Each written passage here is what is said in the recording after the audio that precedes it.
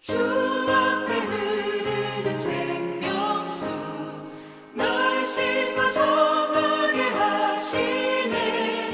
내 기쁨 정성을 다하여 찬송합시다. 찬송합시다. 찬송합시다.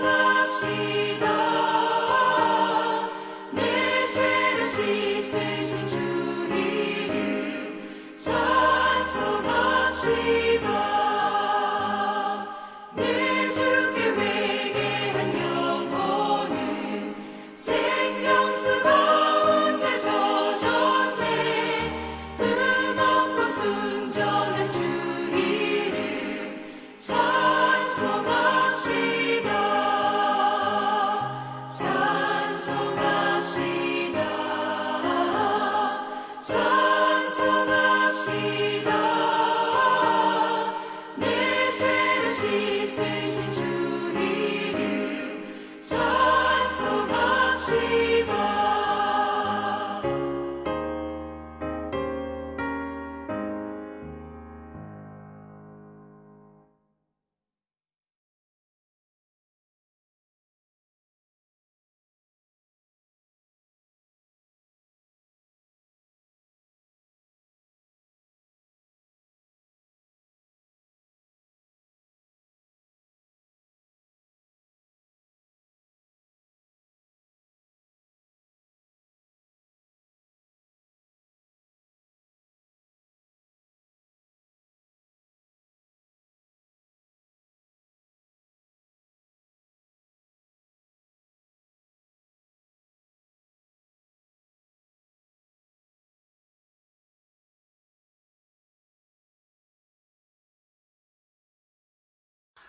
반갑습니다. 이 목요일 하루도 하나님 앞에 드리고 하루를 시작하고자 다짐하시고 이 시간을 함께하고 계시는 우리 성도 여러분들을 주님의 이름으로 축복합니다.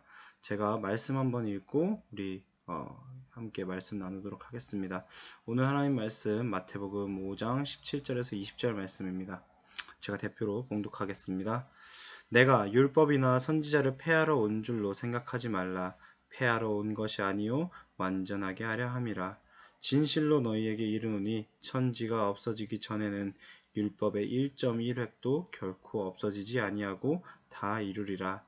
그러므로 누구든지 이 계명 중에 지극히 작은 것 하나라도 버리고 또 그같이 사람을 가르치는 자는 천국에서 지극히 작다 일컬음을 받을 것이요 누구든지 이를 행하며 가르치는 자는 천국에서 크다 일컬음을 받으리라. 내가 너희에게 이르노니 너희 의가 서기관과 바리새인보다 더 낫지 못하면 결코 천국에 들어가지 못하리라. 아멘. 네, 반갑습니다. 우리 이렇게 계속해서 하나님 말씀 묵상하며 아침을 시작하고 있는데 여러분들 하루의 삶에 하나님 말씀을 잘 붙들고 살아가고 계십니까? 이 마태복음 5장의 이야기가 나오기 이전에는 지금까지는 그리스도인의 성품에 대한 예수님의 산상수훈 이야기로 이렇게 계속되다가 오늘 이야기가 나옵니다. 또한 이 성품을 나타내고 그것이 착한 행실로 열매를 맺을 때 세상에 미치게 될 영향력에 대해서 말씀을 하셨습니다.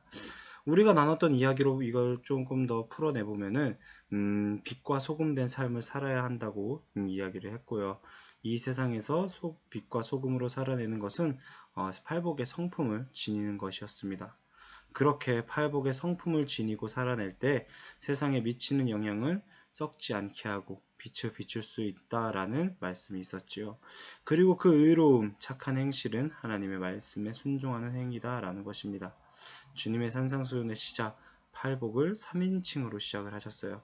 그리고 빛과 소금된 이야기를 너희는 이라고 이야기를 하며 2인칭으로 사용을 하셨고 오늘 본문을 보니 이제 1인칭으로 바꾸시면서 되게 독특하고 권위 있는 말씀을 하십니다. 그래서 이 단락은 되게 중요합니다. 단순히 우리가 지금까지 봤던 기독교적 의에 대한 정의뿐만 아니라 그 의가 갖는 신약과 구약과의 관계, 복음과 율법과의 관계에 대해서 밝혀주기 때문입니다. 오늘 본문을 살펴보면 예수님이 이렇게 말씀하십니다. 내가 율법이나 선지자를 폐하러 온 줄로 생각하지 말라. 즉 구약 전체나 구약의 어떠한 부분도 패하지 않는다라는 것입니다. 이 시대에 예수님이 행했던 일들을 보고 예수님은 율법을 전혀 신경 쓰지 않는 분이구나 라는 생각을 했던 사람들이 있었던 것 같아요. 지금도 마찬가지겠죠. 이 이야기를 하기 전에 이스라엘 백성들이 율법이라고 하는 것을 어떻게 여겼는지 먼저 알아야 할 것 같습니다. 이 이스라엘 백성이 큰 인물로 여기는 사람이 두 사람이 있어요. 바로 한 명은 모세고 한 명은 다윗입니다. 이 다윗 왕과 모세 이야기는 여러분들도 잘 알 거라고 생각합니다. 이 모세를 이스라엘 백성이 아주 큰 인물로 생각하는 이유가 왜인가요? 애굽에서 노예 생활을 하던 그 이스라엘 백성들을 이끌어내어 하나님의 뜻을 실현시키고 여러 기적들을 행하고 보여줬던 사람이었기 때문이죠. 그런 모세에게 하나님이 무엇을 주시냐면 바로 이 율법을 주십니다. 그동안 애굽 왕의 통치와 애굽의 법과 애굽의 다스림에 살았던 그 아래 살았던 이 백성을 친히 하나님이 직접 다스리시겠다라는 것입니다. 그래서 하나님의 백성된 사람들에게 하나님의 법을 주십니다. 그중 대표가 되는 것이 어떤 것이 있나요? 십계명이 있을 수 있겠고요. 또 제사를 드리면 어떻게 드려야 되는지, 삶은 어떻게 살아야 되는지, 죄를 지었을 때, 남의 것을 상하게 했을 때 등등 이런 세세한 하나님의 법이 기록되어 있었습니다. 그 중에는 안식일을 거룩히 지키라 라는 말도 있어요. 그래서 예수님이 살던 시대에 심지어 지금 우리가 살고 있는 이 시대의 유대인들도 이 안식일에는 아무것도 하지 않습니다. 실제로 미국에는 이 유대인들을 위한 엘리베이터가 따로 있다고 할 정도라고 합니다. 왜냐하면 이들에게는 이 엘리베이터 버튼을 누르는 거 하나도 이들에게는 일로 여겨져 있기 때문이죠. 안식일을 거룩히 지키라 라는 말씀을 자기들은 그렇게 지킨다라고 생각을 해요. 그런 법을 지닌 사람들 사이에 예수님이 이 안식일에 사람을 구하고 이삭을 자르고 하는 일들을 하시는 것을 자연스럽게 그것들을 보면서 이 예수라는 사람은 율법을 전혀 지키지 않는구나 라고 생각했던 사람들도 있었을 것이고요. 혹은 예수님이 행했던 기적들이나 치유들을 경험한 사람은 그의 권위와 모세 율법의 권위가 어떤 관계인지도 궁금해하기도 했습니다. 그리고 그 당시에 바리새인과 서기관들이라고 하는 율법을 아주 철저히 지키고 복종하는 사람들이 있었습니다. 이들은 그 당시 율법을 가르치는 율법 교사였기 때문에 율법 해석에 전념을 했고요. 그들이 인용한 권위 외에 스스로 아무런 권위도 주장하지 않았습니다. 이 율법의 권위만 이야기를 했던 것이죠. 그런데 예수님은 조금 달랐어요. 예수님은 이 율법의 권위뿐만이 아니라 본인의 권위를 내세우며 가르치신 것입니다. 그래서 어떤 표현을 많이 쓰세요? 내가 진실로 진실로 너희에게 이르노니 등과 같은 이런 표현들을 쓰시면서 말이죠.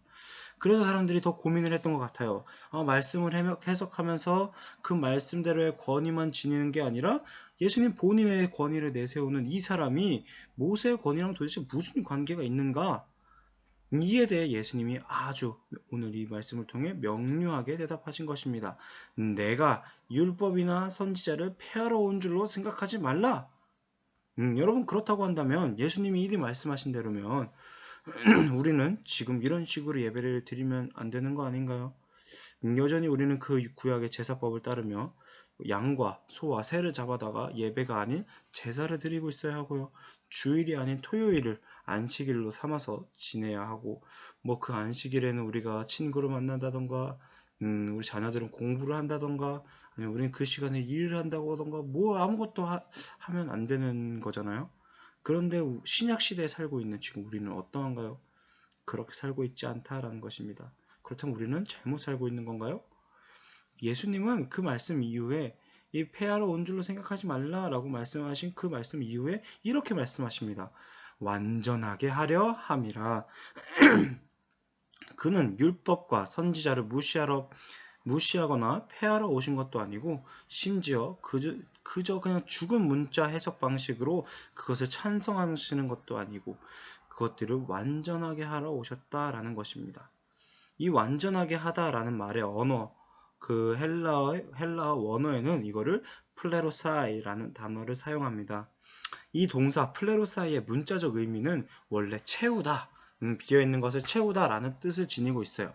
이 예수님은 율법을 폐하는 것이 아니라 거기에서 끌어낸 것이며 거기서 모자란 것들을 채우시기 위한 것이다 라는 것입니다. 그래서 그게 무슨 말이에요? 완전하게 하는 것이 어떻게 그럴 수 있는 건데요? 우리는 이 구약이 갖는 특징과 예수님의 관계에 대해 살펴봐야 할 필요가 있습니다. 먼저 구약은 교리적 가르침을 가르치고 있습니다. 무슨 말이냐면 실제로 하나님과 사람과 구원 뭐 이런 것들에 대해서 구약은 기록하고 있어요. 그리고 그런 것들을 가르칩니다. 그래서 하나님은 어떤 분이시구나, 사람은 무엇이구나, 구원은 이런 것이구나 라는 것을 우리는 문자적으로 우리 그것을 보고 배웁니다. 하지만 그것은요 단지 부분적인 아주 일부분적인 계시였을 뿐이었던 것입니다. 율법을 주어지고 그렇게 살아내는 것이 하나님의 백성이야 라고 가르치는 것을 명시하고 죄를 지어 율법을 어겨? 그럼 죽어야 돼 라고 이야기하는 것이 구약에서의 가르침이라고 한다면 예수님은 자신의 인격과 가르침과 역사를 통해 그것을 완전하게 하셨다라는 것입니다. 구약에서 문자적으로 쓰인 것을 예수님이 몸소 그렇게 살아내시면서 우리에게 율법의 완성을 보여주신 것이라는 거죠.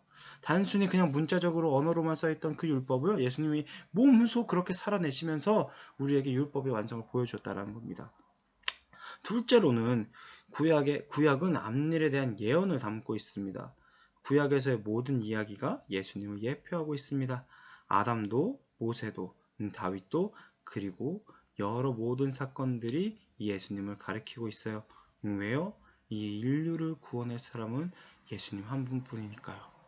그래서 구약에서 가르치는 예수님이 오신 것이고 성경이 자신을 증명한다고 주장하며 그 모든 율법들이나 말씀들을 완전하게 하셨다라는 것입니다.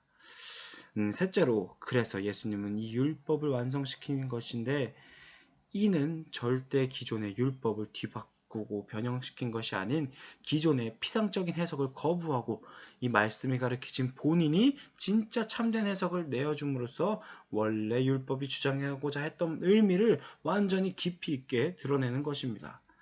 말씀을 좀 정리하도록 하겠습니다. 그래서 우리는 제사를 드리지 않아도 되는 것입니다. 예수님이 진짜 제사장으로 제물로 십자가에 드려졌고 그 의미와 모든 것을 완성시키셨기 때문입니다. 행태는 바뀔 수 있으나 그가 갖는 의미는 더욱 완벽해지고 완전해진 것입니다.